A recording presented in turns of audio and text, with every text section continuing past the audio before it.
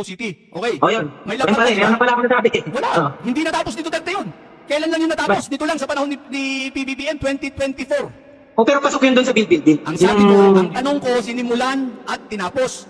2024 ba, presidente pa si Duterte o hindi? Hindi, ano ang gusto mong palabasin sa katanungan mo na mabagal ba ang kanyang papakatupa? Okay, hindi. Tumbukin mo na.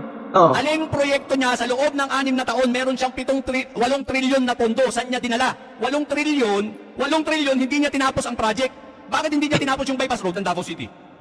O sabi mo, 6 na taon na. Dinami-dami ba naman ng mga mega infrastructure projects niya matatapos ba sabay-sabay natin? Sa dinami-dami nga, bakit walang natapos? Magbigay ka nga sa akin ng natapos. Hindi pwede walang Yung natapos. karamihan pa nga dyan yan tinapos tenyo na BBM, di ba? Hindi pwedeng sinimulan lang. Ang dami na naging successful sa kanyang mga ideas. No, mali. Ang tanong ko, sagutin mo. Direkta, huwag ka na magpaligoy-ligoy. Alam mo o hindi? May alam ka na. Hindi, ito, pasalitain mo ako para hindi pa nagsasabay. Hindi, pasalitain mo ako. sagutin mo kasi muna bago ka magsalita. Hindi mo pa kasi sinasagot. Simple lang yun. Kasi ang gusto mo, teknikalan, wala naman tayo sa loob ng korte. Anong teknikalan? Hindi teknikal yung resulta ang tinatanong ko sa iyo. Parang, yun nga, para kasi tinutumbok mo dito na parang mabagal ang kanyang proseso para makumpleto yung mga projects sa build. Okay, Parang sige. yung dating sa akin Sige. Oo. Hindi, ganun ba pinapalabas mo na mabagal? Yes. Oo, hindi. Oo. O pwede ako sumagot, pwede kitang i-argue Sabi mo tungkol kasi dyan sa magaling eh. Hindi, unahin mo Magaling talaga. Huwag muna tayong umalis sa usapan. Hindi mo teknikal na nga gusto mo. Hindi, bago Sige. tayo lumipat.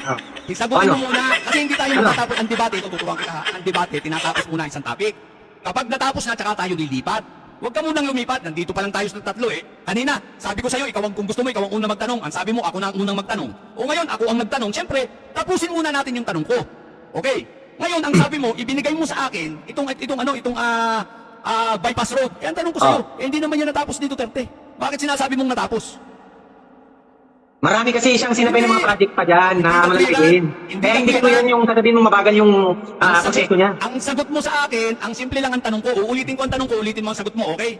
Ang tanong ko, sige, sinimulan at tinapos na project ni Duterte. Sige, sagutin mo ulit yung dati mong isinagot. Ano yun? Aray ko!